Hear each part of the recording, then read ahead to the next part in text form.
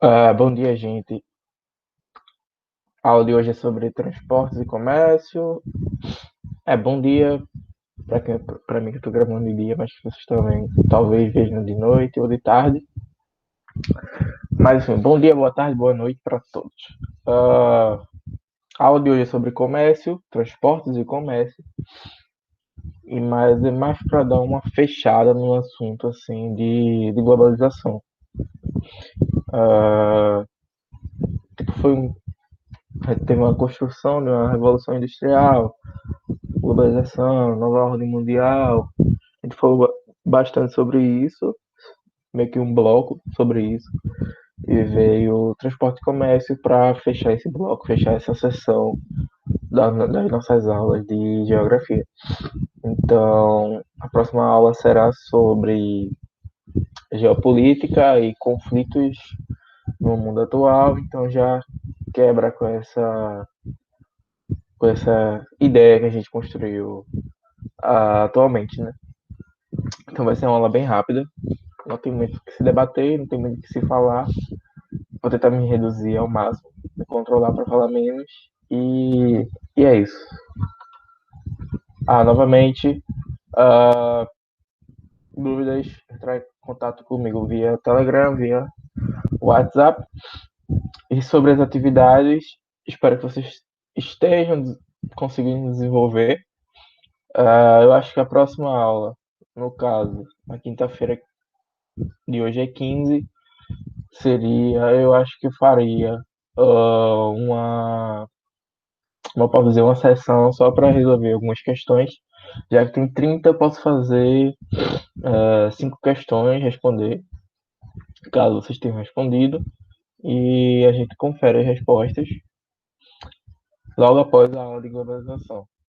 Aí ficaria a aula de globalização, e logo após eu poderia dizer como essa gabaritagem das questões, tá certo?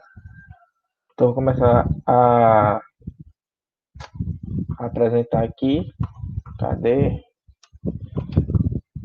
Então,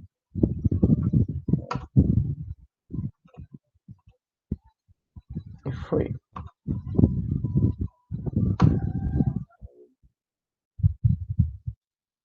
Então, transportes e comércio, como eu falei. Introduzindo, o comércio e o transportes, eles sofreram poderia dizer, uma evolução, assim, logo após o fim da Segunda Guerra, que foi justamente, como a gente conversou antes, nas outras aulas anteriores, principalmente na aula acho que foi Nova Ordem Mundial, como o mundo se transformou após a Segunda Guerra, a propagação do capitalismo e tal. Então, seria evidente uma evolução nos meios de transporte.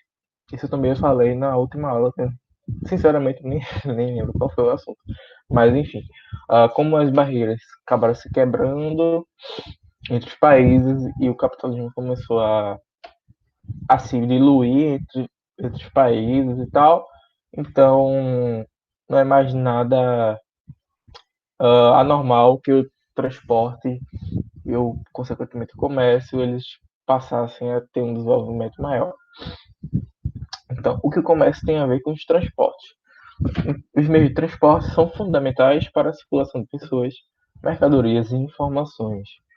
A forma em que o produto foi transportado refletirá no seu preço final e quanto mais rápido, mais eficiente será o meio de transporte. Por isso, ele também será mais caro. Sobre esse primeiro tópico, os meios de transporte são fundamentais para a circulação de pessoas, mercadorias e informações. Isso a gente falou bastante na última aula, de como os meios de transporte evoluíram para uma maior dinamicidade, se essa palavra existir, do transporte, obviamente, pessoas, mercadorias e informações. E isso vai acarretar numa. Acho que foi globalização, a última aula foi.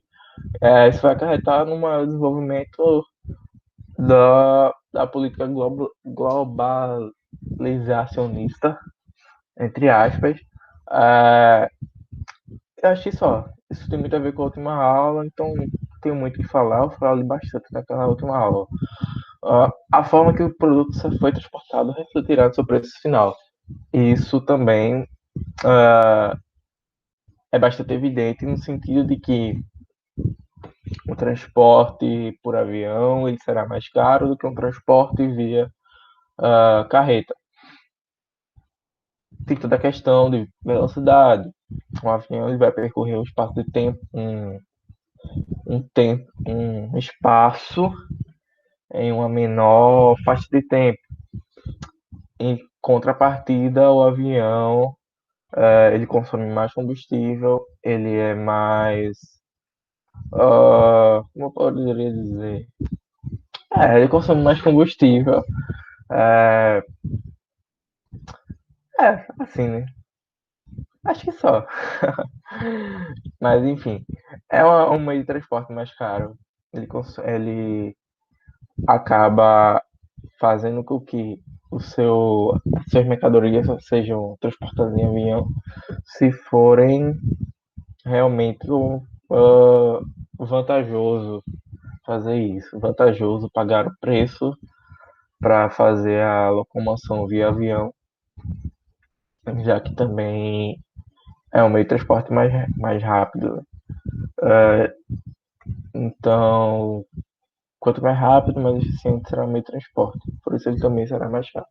No caso do avião, tem um meio de transporte consideravelmente caro, assim, mas que ainda é mais barato, que é o navio, que embarece, que deixa o preço do navio mais barato em relação ao avião, é a capacidade de carga.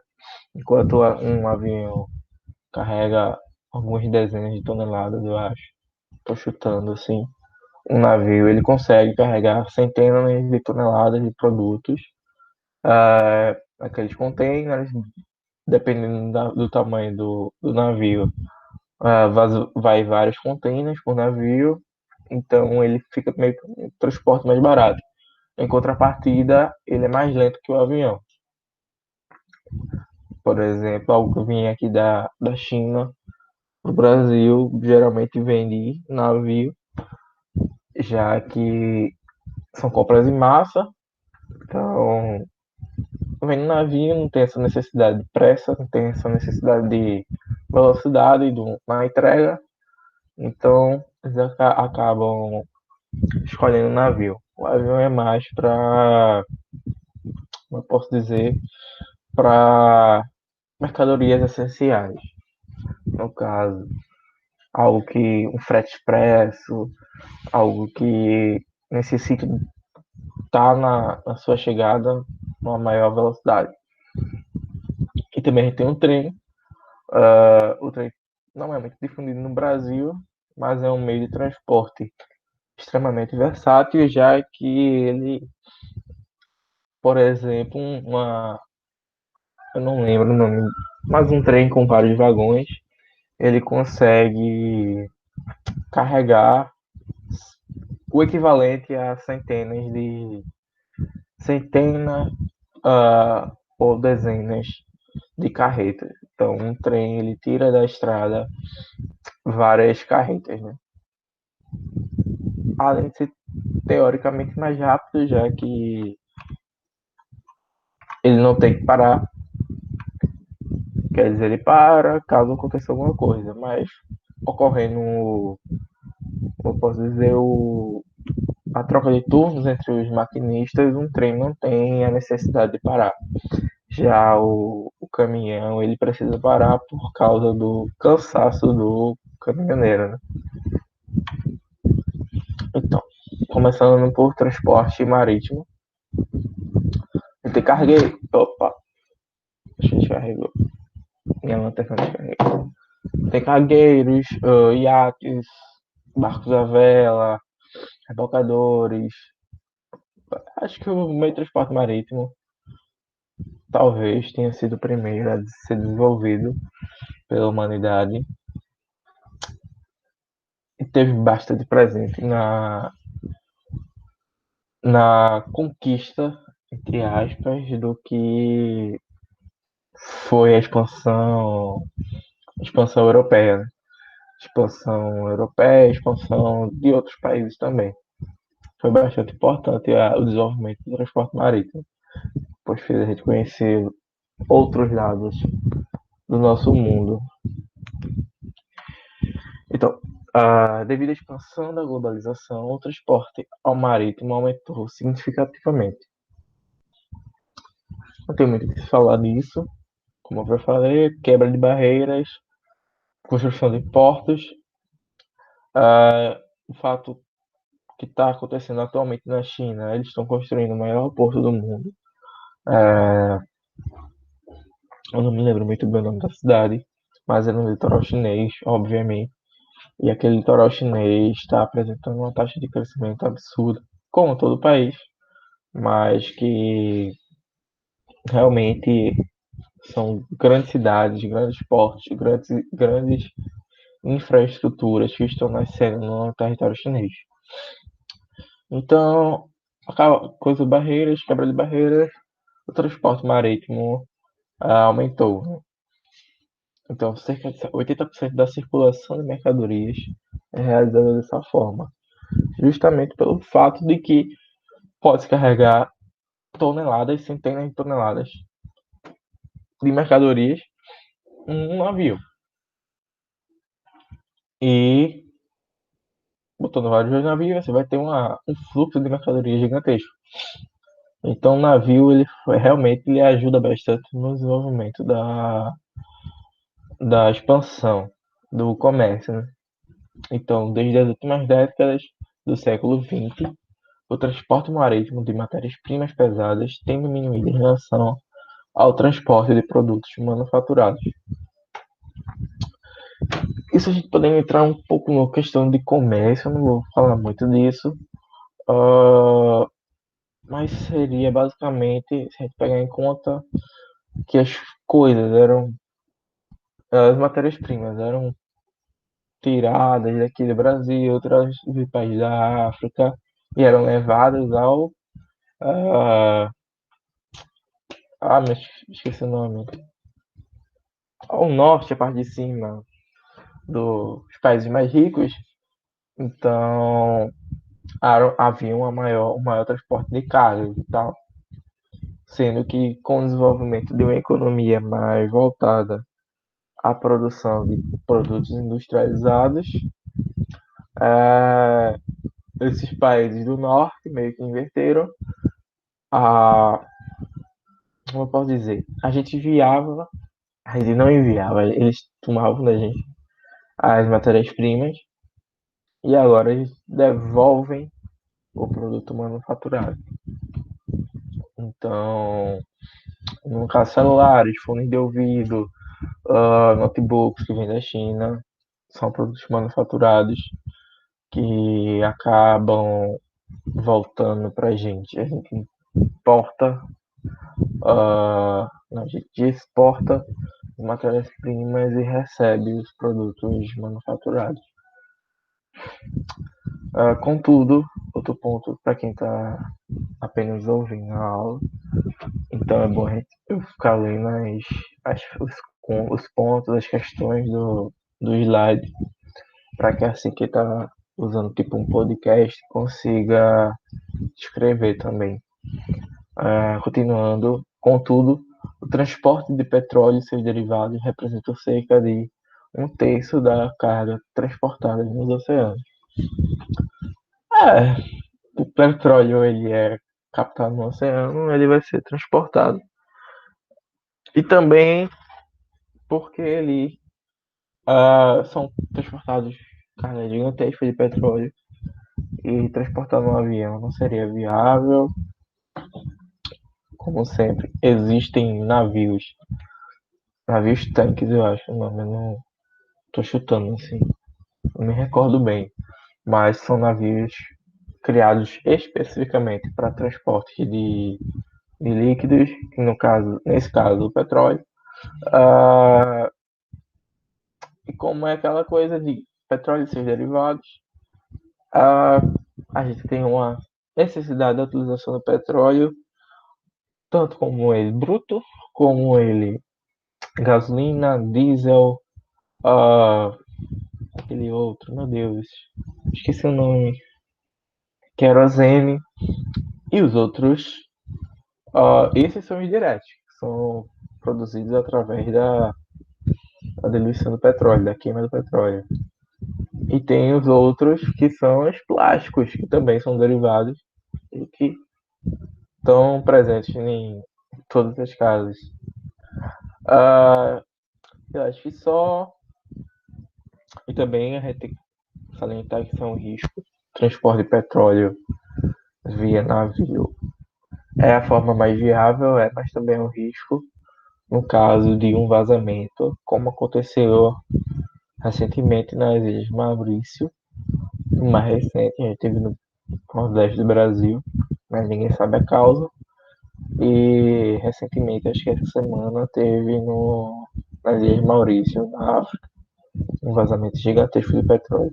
O navio encalhou e seu petróleo, o petróleo que ele estava carregando e o diesel que alimentava os motores, ele acabou vazando nos oceanos, causando uma catástrofe ambiental, principalmente num país que vive principalmente de turístico, e isso, principalmente do meio turístico, isso afeta bastante. Então, continuando, a localização dos principais portos do mundo está relacionado ao volume de atividades produtivas e às necessidades de trocas de suas áreas de influência. Como eu falei, a questão da China, na China há um intenso, como eu posso dizer, descarrego na palavra certa, mas mais ou menos isso, intenso descarrego de mercadorias, de produção, então há necessidade de uma de um investimento no que se diz ao respeito a portos, né? No caso do Brasil, a gente tem um certo empecilho, já que nosso litoral ele é meio que distante da área produtiva, da maior área produtiva, da nossa maior parte da economia, que é a agricultura. No caso, a agricultura de soja e trigo. Então, como eles são produzidos no centro-oeste e o porto mais perto leva alguns dias para se chegar, no caso de carreta, fica difícil, não é possível, tem coisas piores para se fazer, para se transportar, mas que ainda assim ela atrasa um pouco. Então, seria essencial, se fosse possível, seria o ideal ter um porto ali em Mato Grosso do Sul, que escoasse, que conseguisse escoar a produção de soja, de trigo, né? Tem até um projeto, acho que é da China, de construir, já que eles são os principais compradores de soja no Brasil. Então há um projeto da China de fazer um investimento para a construção qual é o nome daquilo? Ferrovias que ligassem Mato Grosso do Sul e Goiás aos portos do Sudeste. Como falei anteriormente, os trens são ideais para esse tipo de transporte, já que eles carregam centenas de vezes o que uma carreta carrega. Continuando. Então, é aquela coisa, a necessidade e a demanda. Então, se constrói onde há a necessidade de escoar a produção. Então, os principais portos são aqueles que possuem redes multimodais. Então, o que são redes multimodais? São conjuntos de vias de transporte relacionadas entre si que possibilitam ligações rápidas e eficientes entre os lugares. Exatamente, a gente pode ter uma noção basicamente Um porto, como eu falei, na questão do Mato Grosso, um porto com a ferrovia seria ideal. Um porto com, não posso exemplificar, um porto com alguma coisa de um aeroporto seria ideal. Tipo, criar meio que uh, um polo voltado para o transporte de carga, o transporte de mercadorias, o transporte de pessoas também. Pequeno ponto na cidade que seria focado exatamente nisso, só de escoar, produção, escoar tudo que fosse necessário. Ah, então, com o aperfeiçoamento dos containers na década de 1960, tornou-se possível a diminuição do tempo de carga e descarga de mercadorias. Isso aqui quem fez foi meu monitor. Acho que todo mundo sabe que é um container, mas ele colocou só para exemplificar. Então, como eu falei, isso aqui é um navio relativamente pequeno. Deixa eu até. O Bundesser não é nem maior navio do mundo. Cargueiro. É o Emma Maersk. Em termos de movimentação de carga, o cargueiro Emma Maersk merece lugar de destaque. Com 397 metros de comprimento e 63 metros de largura, este é o maior navio de contêiner do mundo, apropriadamente operando o maior porto do mundo. O maior porto do mundo em Rotterdam, na Holanda. A gente pode falar sobre como a cultura holandesa é bastante ligada à questão hidroviária e tal. Eles construíram vários e vários canais e aqui apareceu. Então, os holandeses são bastante ligados a essa questão hidroviária e tal. Eles construíram canais, construíram vários canais, vários diques, porque pela necessidade de conter o avanço do mar, já que parte da Holanda está abaixo do nível do mar. Então, desde os primórdios, assim, foi o desenvolvimento dos Países Baixos, como a gente conhece hoje em dia. Ah, então, houve a necessidade de avançar no que se fala, desculpem, avançar no que se fala sobre a questão hidroviária. É como eu mostrei a vocês. Esse é até um navio pequeno comparado aos maiores que a gente tem hoje em dia. Poderia apresentar. Então, as águas internas do país, rios e lagos, são utilizados para navegação em diversos locais do mundo. Sim, tem muitos países que conseguem transformar os seus rios em locais, como posso dizer, em vias fluviais. No Brasil a gente tem a parte da Amazônia, mas desculpem, a mais transporte de pessoas, pequenas cargas e tal. Nada muito estratosférico. Então, as hidrovias são consideradas um tipo de transporte barato, principalmente para a transportação de cargas pesadas como minérios, grãos, materiais de construção e combustíveis. Como eu falei, já tenho falado isso antes, também sobre cargas pesadas e tal.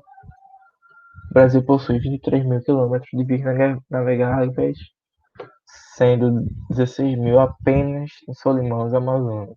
Então é naquela parte da região norte que concentra metade, mais metade da, das vias navegáveis no, no Brasil. Da parte para baixo, a gente encontra rios mais difíceis de navegação. No Nordeste, obviamente, por questões de seca, questões de relevo, questões geológicas, e os rios do Nordeste não são tão navegáveis. Essa questão de geologia a gente pode conectar. E a questão também que os rios do Nordeste não são todos, obviamente, mas a grande maioria, principalmente do sertão, eles são intermitentes, que significa que eles secam e voltam a encher novamente no período de chuva. Então, continuando, mesmo com um potencial favorável ao transporte hidroviário, o Brasil só transporta internamente 5% de suas cargas, sendo minerais, soja, milho e areias os principais. Alguns desses fatores explicam o porquê do transporte hidroviário não ser tão utilizado no Brasil. Portos mal equipados, pequena profundidade de rios e cursos de água com muitos meandros.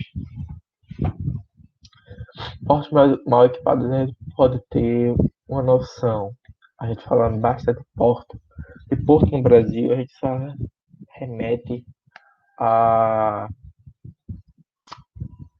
Porto de Santos, que é o principal do Brasil, o que serve para escoar a produção agrícola.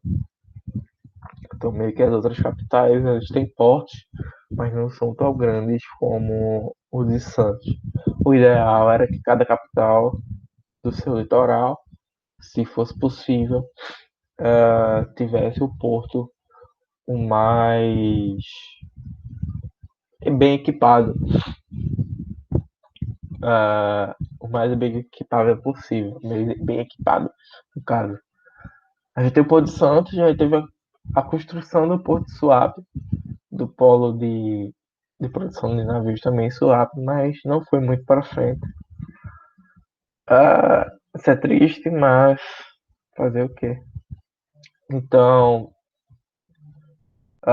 os rios do Brasil são pouco navegáveis por embarcações gigantescas, também pela pouca profundidade e pelo curso de água com muitos meandros. Para quem está ouvindo, só ouvindo no caso, o meandro ele seria essas curvas, as curvas que um rio tem.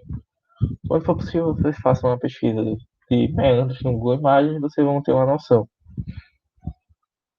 Isso é um termo bastante utilizado na hidrogeografia, e é meio que o processo de evolução do rio. Um rio ele não é estático, ele não vai ficar assim para sempre. Um rio ele vai estar sempre procurando o menor lugar e tal. Deixa eu até mostrar uma foto para vocês. Consigo achar. Pronto, essa aqui. Vocês estão vendo isso aqui? Essas partes aqui. Essa aqui está melhor. Isso aqui, isso aqui, isso aqui. Essas semicurvas, essas curvas pequenas, estão distantes do rio. Na verdade, eles eram parte do rio. Só que o rio, ele acabou achando um lugar mais fácil. A água faz isso, ela escoa pelo lugar mais fácil. E acabou deixando os meandros perdidos aqui. Ficam os meandros soltos, acumula água e tal. E o rio ele vai traçando um novo caminho. Olha, esse aqui também. Esse aqui seria o rio. Aqui tem um meandro perdido. Aqui tem outro meandro. Então a gente pode ter uma noção de que o rio ele passava por aqui, aí ele reduziu e ele foi reduzido novamente.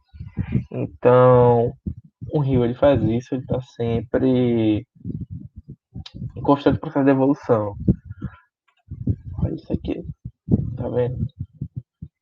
as pequenas bordas e tal. Então, continuando,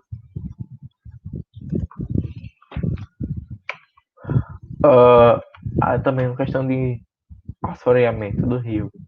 Esses bancos de areia vão se formando por causa das chuvas e eles reduzem principalmente o tamanho do rio, mas também a profundidade do rio. É uma questão de geografia ambiental e tal, mas eu vejo como ele vai ficando mais estreito aqui. E os bancos de areia sempre se formam na parte interna da curva, né? Então a parte de fora ele continua meio que livre, a areia vai se depositando, é uma questão de física. A parte interna sempre é a parte mais lenta do rio. Aí ele vai se depositando, aí aqui já deposita aqui na parte interna, aqui já tem outra deposição e assim sucessivamente. Então, continuando sobre o transporte hidroviário, o setor portuário é responsável por cerca de 90% das exportações do país, principalmente pela questão da produção agrícola, o escoamento da produção agrícola que vem do Centro-Oeste. Alguns portos brasileiros têm maior destaque por estarem associados a redes multimodais e formam corredores de exportação. No caso, como eu falei, redes multimodais seriam meio que polos de exportação, em que ferrovias, estradas convergeriam para esse polo e que transformaria ou deixaria, seja como você preferirem, o processo de exportação mais fácil para todos, né? Então, corredores de exportação seriam um sistema integrado de transporte e armazenamento para escoamento de produtos que serão exportados ou destinados ao mercado interno. O maior porto de exportação no Brasil é o Terminal Tubarão, em Vitória, Espírito Santo, especializado em minério de ferro. Transporte ferroviário, aí tem marinzinha, deu vários tipos de trem, trem-bala, trem passageiros, trem de carga, trem que puxa trem, esse daqui, esse pequenininho. Então, o transporte ferroviário, no passado, as ferrovias tiveram um papel fundamental na criação e recriação dos espaços geográficos, visto que diversas indústrias e cidades foram construídas ao seu redor. No Brasil, isso foi bem fraco, foi bastante evidente na conquista do Oeste dos Estados Unidos, em que antes de ocorrer a construção de estradas, ocorreu a construção de ferrovias, aquela ideia do Velho Oeste e tal, a gente remete ao trem, é impossível desconectar a ideia do trem com a conquista do Oeste norte-americano. Eu acho só, foi importante na recriação do espaço geográfico justamente por causa disso.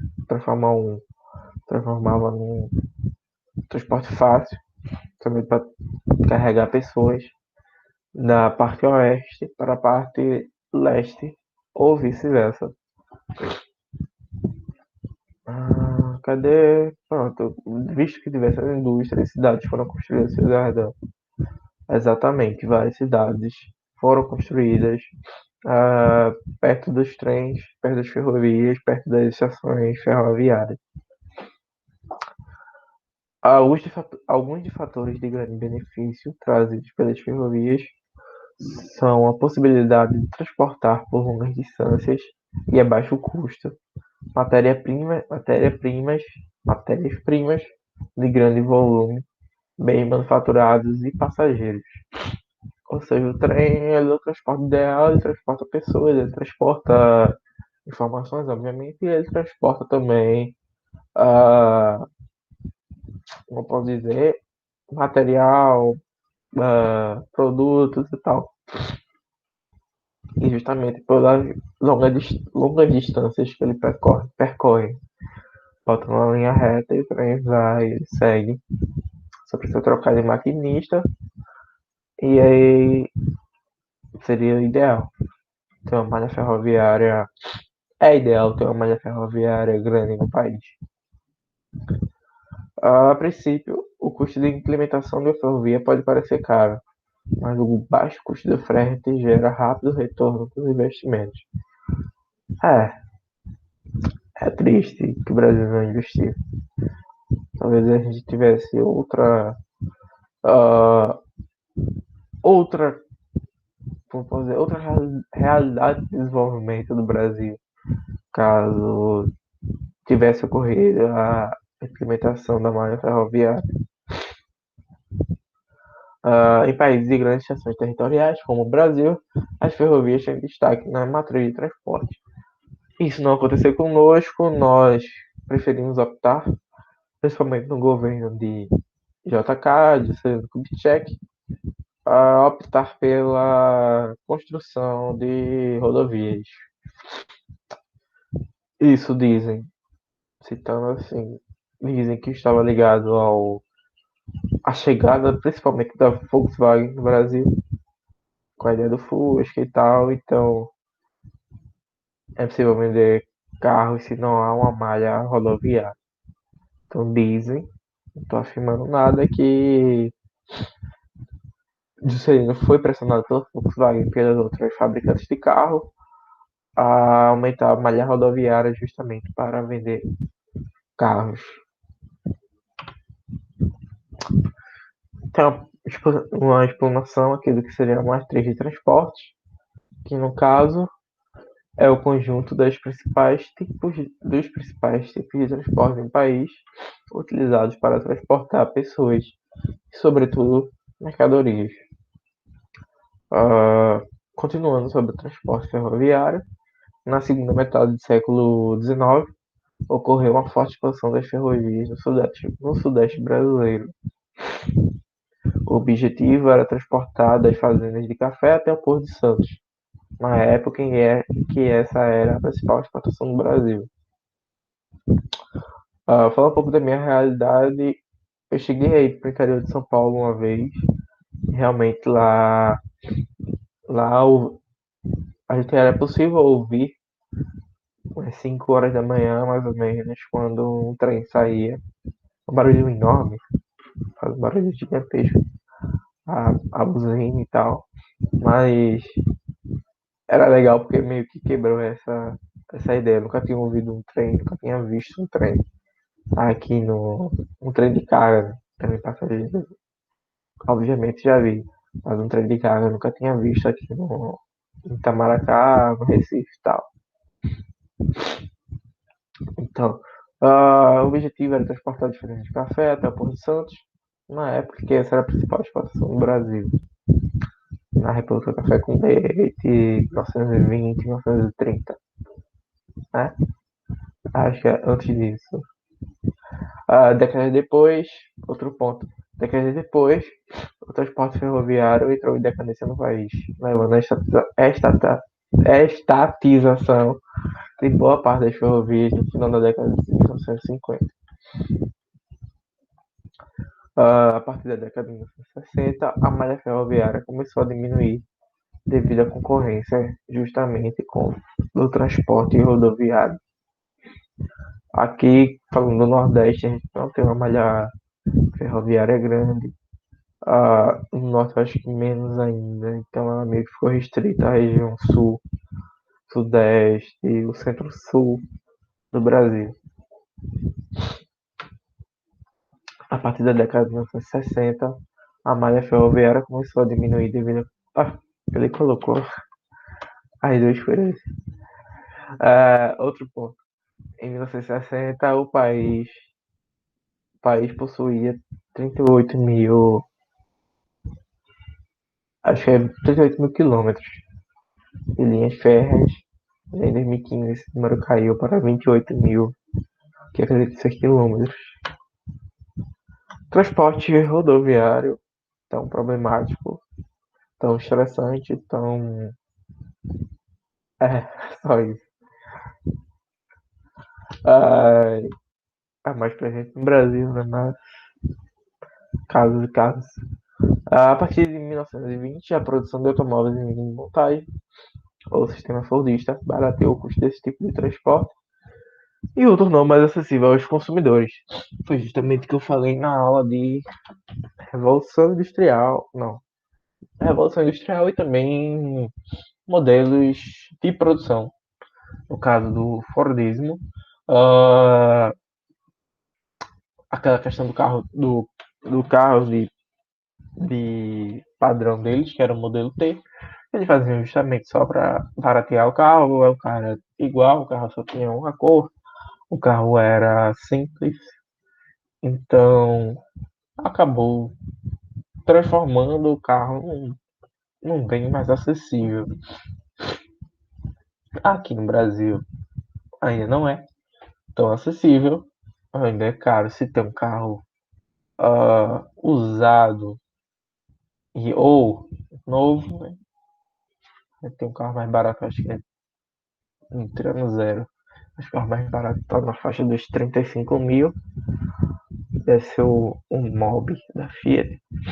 Então, ainda é um bem que não chega a toda a parcela da população brasileira.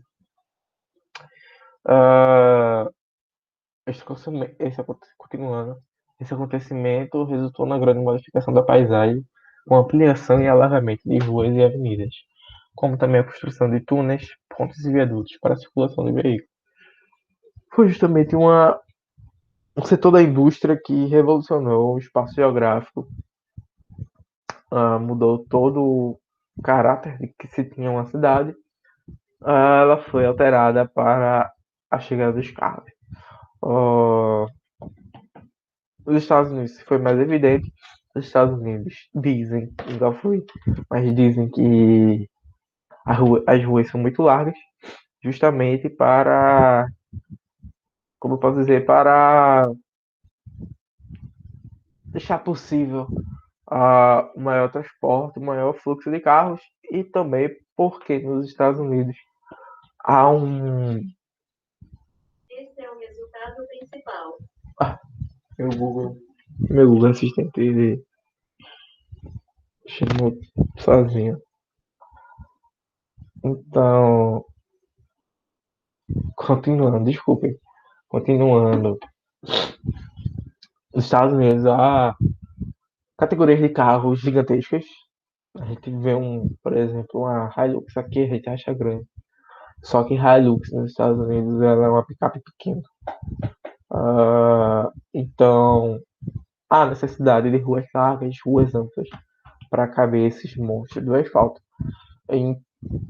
Só que no Brasil a construção da gente ela foi voltada meio que se espelhando na Europa. Então nossas ruas são estreitas e acabou que não teve uma grande expansão de ruas e tal. Acho que só tem as BRs, obviamente, são vias rápidas, mas dentro das cidades não há esse exagero, talvez exagero, na, na utilização de asfalto e tal, impermeabilização do solo. Uh, então, houve toda uma mudança no espaço geográfico. Né? O transporte de cargas, esse é outro ponto, para quem está só ouvindo, o transporte de cargas também passou a ser produzido para as rodovias, assim, impulsionando a utilização desse tipo de transporte no Brasil no final da década de 60, com o Departamento Nacional de Estradas e Rodagens.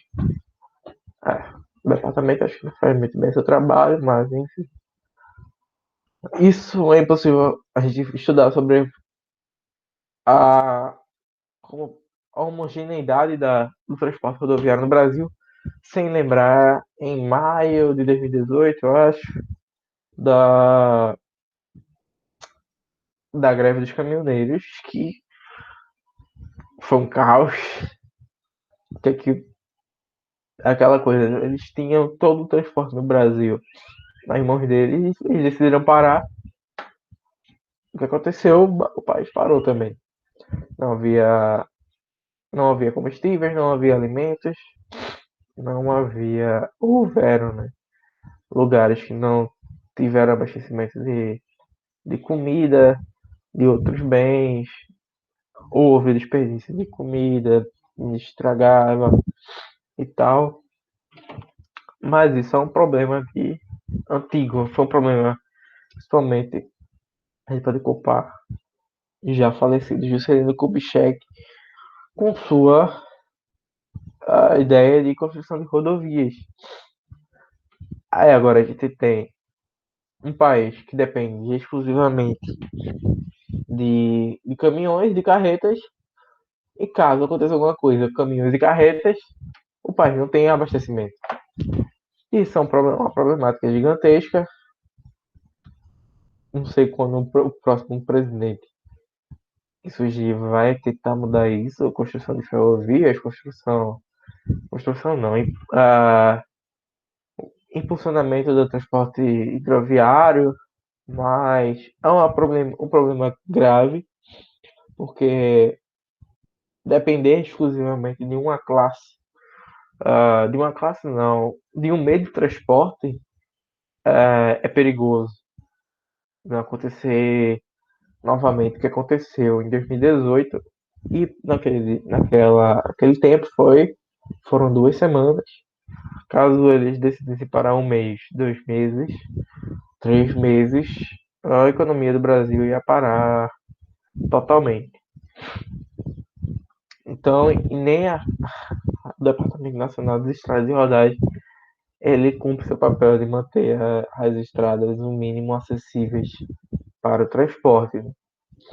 Que era uma das pautas dos caminhoneiros, era a sucateamento das rodovias brasileiras, principalmente da região norte do Brasil, que é pobre, é escassa, rodovias rápidas, rodovias que proporcionam o transporte mais rápido. Isso não é tão difícil você achar a, a, isso seria uma rodovia de escoação de produção BR 123, 163. Não tem nenhuma condição de acontecer um transporte na região que apresenta essa infraestrutura de transportes, de carretas, etc. Quando chove, os caminhoneiros ficam presos. Olha isso. Para quem está ouvindo, vocês pesquisem depois atoleiros, carreta e tal. No caso, BR 163.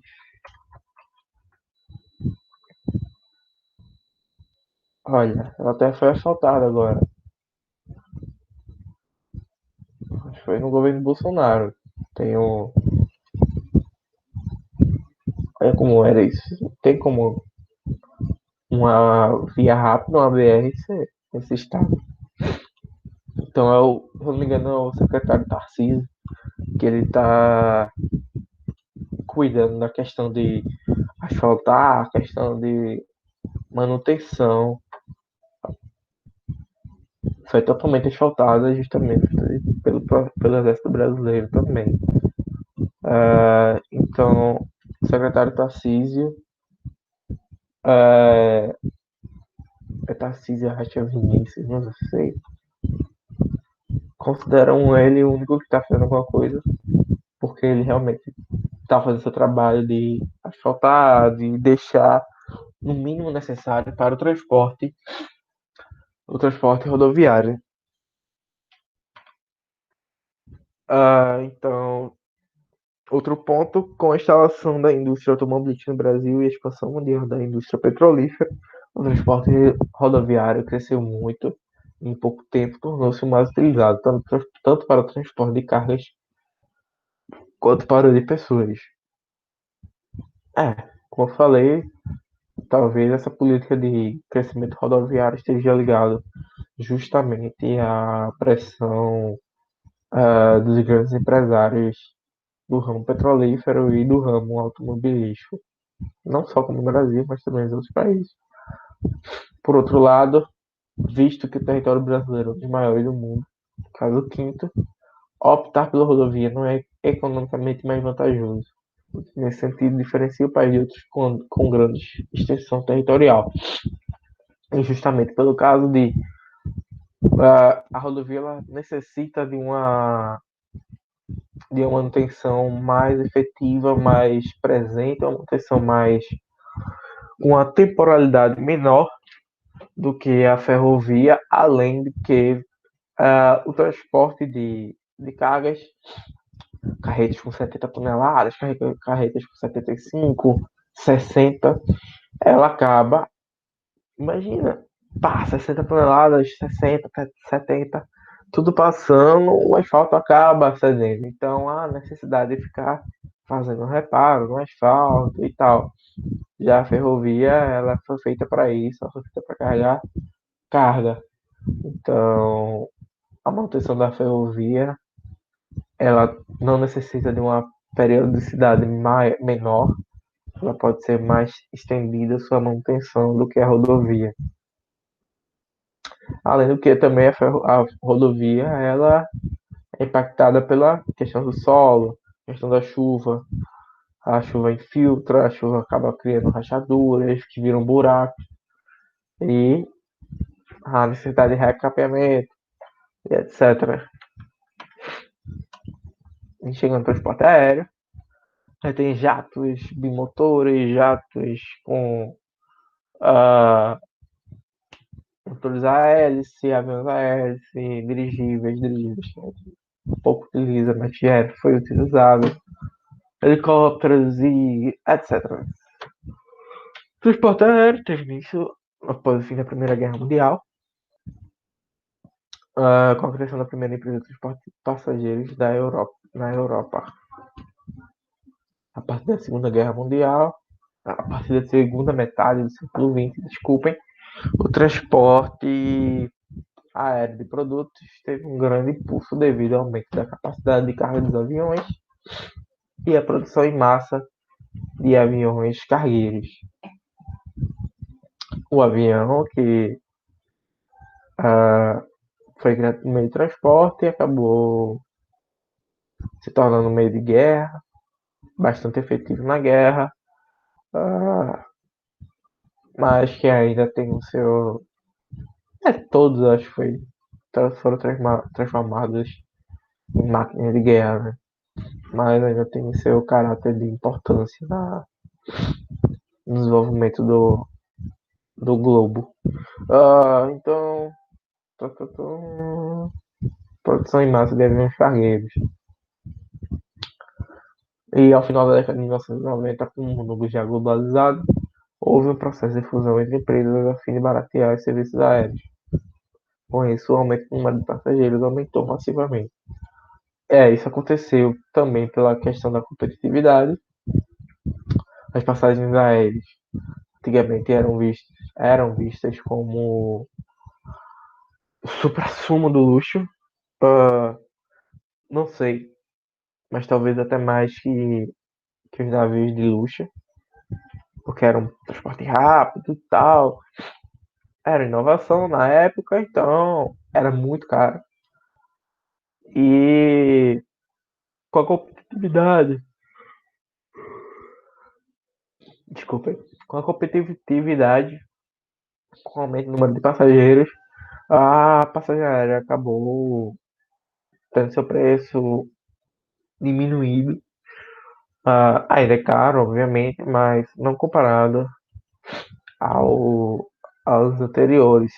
Ainda é possível encontrar promoções. De madrugada dizem que aparecem promoções malucas. Passagens por R$ 200, R$ 300. Que é só para tipo, fechar o avião e tal. O avião sair com o lugar faltando. Mas é isso. Era caro, era absurdamente caro, ainda é caro. Mas tá mais acessível que o que anteriormente. Então, a principal vantagem do transporte aéreo é realizar a circulação de pessoas e mercadorias em um espaço de tempo menor que os demais, como eu falei anteriormente. Claro, não carrega tanta carga como um navio, porém ele é mais rápido, bem mais rápido. Por isso, esse tipo de transporte é mais adequado para mercadorias perecíveis ou de alto valor. No caso, ah, carros de luxo, uma Ferrari, uma Lamborghini, eles vêm normalmente de avião. As desvantagens do transporte aéreo são seu alto custo e a poluição gerada através do queima de combustível. Né? Poluição, a gente tem milhões de carros. Já tem milhões de carros, milhares de aviões, então não sei qual é mais vantajoso. No Brasil, o transporte aéreo se popularizou a partir do ano 2000. Infelizmente, os investimentos em infraestrutura não acompanharam o crescimento do número de voos da mesma proporção. Tem aeroportos no Brasil que ainda são bem pobres, assim, em questão de linhas aéreas. Ah, no caso, tipo, tem, tem aeroportos que ainda não são internacionais, aeroportos que são de pequeno porte ainda, não acompanhou o crescimento do número de voos.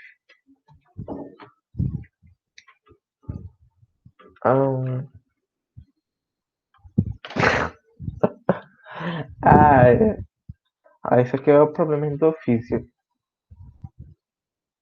Como foi ah, meu monitor que fez, ele deixou uma mensagenzinha. Fofo. Mas enfim, acho que a aula de hoje foi isso, galera.